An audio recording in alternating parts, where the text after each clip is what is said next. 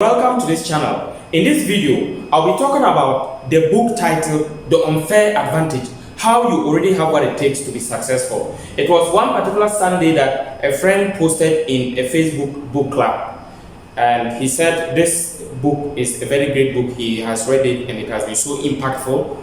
I decided to check the preview of the book, and I read the review and it was so great that I decided to get a copy of that book. And when I bought a copy of it, I started reading it. I actually bought an ebook and I read it. The book was so touching that I couldn't stop reading the book till like 12 a.m. I started reading it around 6 p.m. It was a Sunday evening till 12 a.m. You could imagine how interesting the book was. And what is the book about? The book is based on the premise that life is not fair. More often than not, we are told to work hard, we are told to be determined, we are told to work hard. Hard work and determination and grit and hustling is what we are always told to follow in order to make sure we succeed. However, this book is of the opinion that success in life is not just based on hard work, because we have some of the most hardworking people who remain the poorest. It is not just about working hard, but about working smart and identifying your unfair advantage. And by an unfair advantage, what he's trying to say is that everyone in this life has some set of circumstances that put you in a situation where you have an upper hand over others. So in other words, there are some set of circumstances that are peculiar to everyone that makes you be ahead of others before the competition in life begins. What do I mean? Let me just give you an example. Let's talk about Ivan Spiegel, the co-founder of Snapchat. He became a billionaire at the age of 24 years. He is my age mate, and at the age of 24, when I did not know how to use a computer, he was already a billionaire at the age of 24. So, and if you look at his story, he was born in Los Angeles, and one of the richest places on earth, just near Silicon Valley. His father is a very successful lawyer, and his mother also a very successful lawyer who is also, I think she sat on a lot of companies' boards as board of director and then all that. So when this guy was growing up, he had everything that he needed right from childhood, he was given. So he was attending a certain school. In fact, he was doing some private class when he was in basic school, like KG to like primary 1. They were doing extra classes for him that would cost like $250 a week. And sometimes you can imagine, just imagine some of us in a part of the world that we live in, we never even got private schools to attend, even the kind of government schools we went to. In fact, even getting a computer, for me, it took me when I was at third year in the university that I was able to get a computer. You can imagine, when someone like Ivan Spiegel, who is my age mate, started using a computer when he was a child. I started using a computer when I was in university, level 300. So you can see that there are set of circumstances that he had an upper hand so many years ahead of me, and some of the things he achieved, it will take me 20 years to achieve them, and probably some of them I may not even be able to ever achieve them. And it is not because I am not hardworking, but it's because those set of circumstances, I never had an opportunity to get closer to some of them. That's just one of them, because he had the money, he grew up in a very rich neighborhood, he had the best schools he needed, and all that. We also talk about Mark Zuckerberg, the founder of Facebook. He too, the father started getting him an extra class teacher when he was very young, just like 3 to 5 years old. He started doing extra classes. He started learning, he learned how to use a computer very early. He started coding very early, and it all helped him. Imagine someone like me, I had to grow up to the university before I started learning how to use a computer and doing coding, designing websites, doing digital marketing. When they learn how to use a computer at a very early age, 20 years ahead of time, you can imagine the person is probably my age mate, but some of the things he had access to, it took me like 20 years to be able to get them, or to be able to afford those things. Okay, so it's very difficult to compete. Okay, but the author has made it clear that if you identify your unfair advantage, it will put you in a very competitive edge. In all that I've just mentioned, there are some advantages that are peculiar to me that even Mark Zuckerberg and Ivan Spiegel don't have access to, and I will talk about them in this video. If you are new here, please subscribe to this channel and turn on the notification bell so that when I produce powerful videos like this, you will always be notified, and it will actually help you to develop yourself personally. So remember to subscribe, turn on the notification bell. You can also check the links in the description if you want to buy the Unfair Advantage book. If you also want to buy my book, Achieving Your Greatest Dreams, you can check the links in the description and you can have access to these. These are powerful books and life-changing, of course. Okay, so let's go into the details of the book. The book is saying that success equals fair play times unfair advantages. What does it mean? He's saying that success equals fair play, and the fair play represents like hard work, determination, perseverance, hustling, being determined, and working extra hard. So that is a fair play aspect. Then it is a combination of fair play times the unfair advantages. Now the unfair advantages, so we'll talk about the unfair advantage. Now we have a concept called the Miles framework in the book. The Miles framework, Miles, M-I-L-E-S, the Miles framework in the unfair advantages book. So what the Miles framework is saying is that there are some unfair advantages that everyone has, and your unfair advantages would definitely fall under one of these. It may not be under one of these, but it's something similar to any of those that are listed here. And let me take them one by one so that we can understand what it means. So it talks about money. Okay, in life, whatever that you need to do, you need money to promote it. So someone unfair advantage may be money. So for example, Ivan Spiegel, Mark Zuckerberg, they grew up in neighborhoods where there was money to afford the necessary basic things about life and at least live a very good lifestyle. So whilst I was talking about the computer and all those things, it was money that was needed to buy them. My parents were so poor that they couldn't even get food for me to eat, neither talking of buying a computer for me. So money is one of them. And we can also talk about schooling, being in the best schools. His parents had money, or their parents had money to send them to some of the best schools. And also, when they were starting their businesses, their parents had the connections that could connect them to very rich and successful people that could mentor them and help them, give them money, the money or they need to invest in those businesses. And I don't have access to that. Now, so money is one, but let me also mention that money is an unfair advantage to someone. The lack of money can also be an unfair advantage to another person. What do I mean? Let's say that I have an idea, but I don't have the money to promote it. I will be able to think creatively on ways that I will use less money and be able to make more profit advertising my product. On the other hand, the one whose parents are rich, he is thinking that everything is money, so advertising is money, everything is money. So he will not be able to be creative enough. So the lack of money can make me more creative and innovative in coming with a way or a solution that I won't spend much money, but my idea will be able to go viral. The much money will be needed to also promote someone, to be able to promote a business. The more of it can also be a disadvantage in a way. So at the end of the day, money can be an advantage, it can be a disadvantage. So it is for me, whether I fall under the category of someone who has money or someone who doesn't have money, I have to be able to identify what I am good at. If I don't have money, I have to know that my unfair advantage will be what? To be able to think creatively and design something, come up with a new idea or a new way of marketing myself without me spending much money. Then we go to intelligence and insight. There are some people who are naturally intelligent. They were born intelligent. They don't need to do much. When they learn small, they understand. When you're in school, if you notice, there were some people who will not attend lectures. or they attend lectures, but they don't study that much extra. But at the end of the day, they perform very well in the exam. There were some people who also study and study and study, and they are so determined. At the end of the day, they still fail in their exams.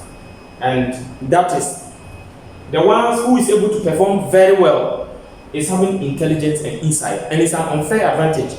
It is not the person's making to just be intelligent. Yes, we can learn to become intelligent, but that person is naturally intelligent. Someone has to study extra hard before he or she becomes intelligent. So it is left on to you to find out whether you fall under the intelligence or you don't have intelligence. And when I talk about intelligence, we have intelligence and insight. The insight is about someone who is able to perceive, able to understand the nitty-gritties and the concepts behind things. So maybe I don't have that and someone has that. It is an advantage the person has that I don't have. Or the person has an intelligence and insight in a particular subject that I don't have. But I also have an intelligence and insight in another subject that he doesn't have. So that particular knowledge that he has, if he's going to do something in that area, he has an unfair advantage over me. And that thing that I also know that he or she doesn't know, if I'm going to do something in that area, that is an advantage to me and a disadvantage to that person. So in any case, we all have unfair advantages. We have something that the other one doesn't have. Then when you go to location and lack, you can be in a particular location. For example, if you are in Silicon Valley and you are starting a startup, you are starting a business, it is easy to explode and then take over the whole world. You can have some of the best ideas and you can be in a location like me in Ghana here, and your business idea could be one of the best. But because you are here, the startup culture, the mentality, the mindset, the connection with people that you need to have that will help your idea to go, I don't have those connections. It could be a disadvantage. At the same time, being in a certain location can also be a disadvantage in such a way. Let's say you are in some of the most expensive cities like Los Angeles, okay, like New York, like London.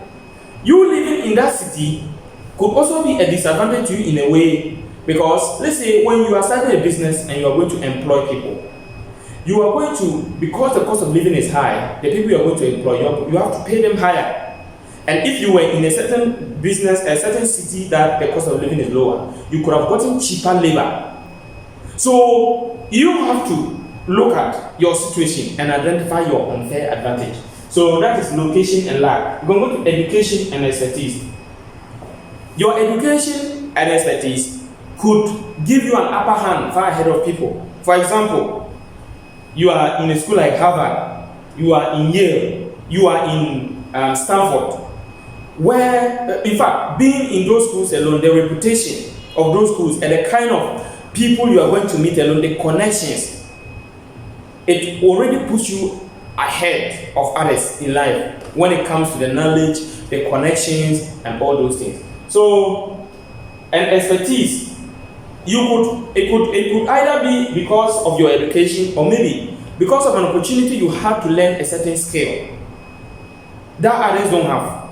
So if you are going to start a business in that area, or if you venture in that area and someone ventures into another area, of course, you are probably going to be more successful because of your education and expertise in that area that someone probably doesn't have. And when I talk about education here, I'm not talking about school only or being in the classroom only. I'm talking about something you are educated and you know. You could be educated through books, you learned it that someone didn't learn, and you have knowledge on that. You have an upper hand over that person. That is an unfair advantage to you. We can talk about status. And status here, we mean your level in life. So for example, look at Elon Musk. Because of his status as being able to build successful businesses and being the richest man in the world for a lot of years, when he comes up with any idea, some of his companies, the ideas could not be made. It could be that the idea is perfectly not the best, and someone has a better idea in that field than him. But because of his status in life, the idea, whether it is a good idea, it's not a great idea, the business or that particular idea, it will be able to go far more successful in life than someone who probably also has another idea but doesn't have the same status as well. Another example, let's say that Obama writes a book, and I also write a book.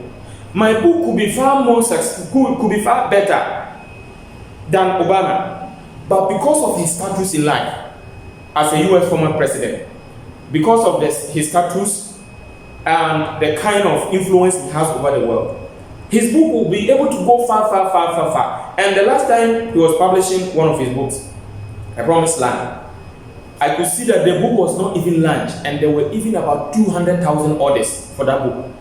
The first day it was released, it sold over 1 million copies. The people buying the book bought the book probably not because it is the best book. I'm just giving an example. I'm not saying his book is not a great. It's a very great book. I read it and it's very powerful. But I'm just trying to say that the book went far very, and it excelled very well. Probably not because it's a great book, but because of his status in life. Everyone knew him to be a former US president. He has been very successful and he has all over the world. And another example that he gave in the unfair advantage book is, he said, Obama, one thing that made him successful is his oratory skills, his ability to speak fluently. You remember in 2004, for those of you who follow global politics and you know about the 2004 Democratic Convention, the keynote address that he gave, which has become widely known as the speech that made Obama president of the US. See, that particular speech was what helped him actually become the president of the US. And in that speech, the country at that time was torn and broken. He was able to speak a language of unity. He was able to motivate people. He was able to speak about a new America that he sees that is not yet existing. And people bought into his vision and saw that this guy has vision. That speech alone united the whole of America and gave hope to America, and it made him president 4 years ahead of time. Because when he made that speech, it went viral and it went all over the world, and everyone said that this is the guy who should actually be the president. So that time, he was just campaigning for the presidential candidate of his party. But because that guy lost, and because Obama spoke so well in that particular keynote convention address, the next 4 years, he was the one that they tipped as the preferred candidate to stand for the presidential election. And when he stood, he won the primaries, won the presidency, and won again the next 4 years. So that was an unfair advantage. His unfair advantage was his ability to speak well. It's not everyone who has the gift of speaking.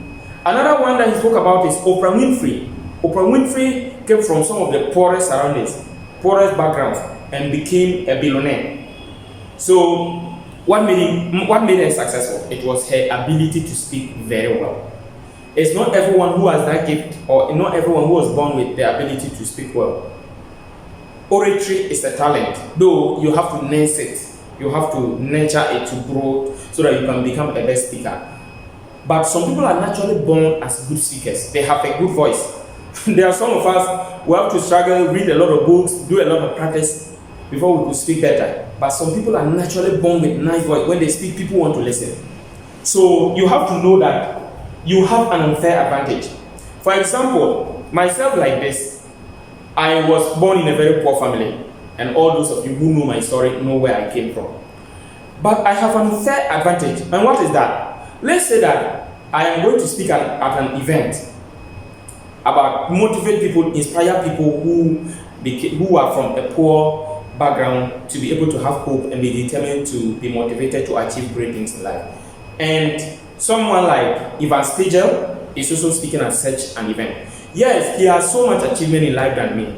But when we are talking about the background and who grew up in poverty, I have an upper hand in that area, because when I speak about poverty, people know where I came from, and people will be able to relate with my story better than someone like Ivan, who grew up in some of the richest neighborhoods, had everything that he wanted in life. He never suffered any poverty. If we are going to motivate people, or let's say we're talking about the president, the child of the president of my country, talking about a motivational message, and me also giving a motivational message, people will get more inspired by my message, because I really have felt what we mean by suffering. And such a person who has not gone through suffering, he has had some of the best moments growing up in life. cannot motivate people.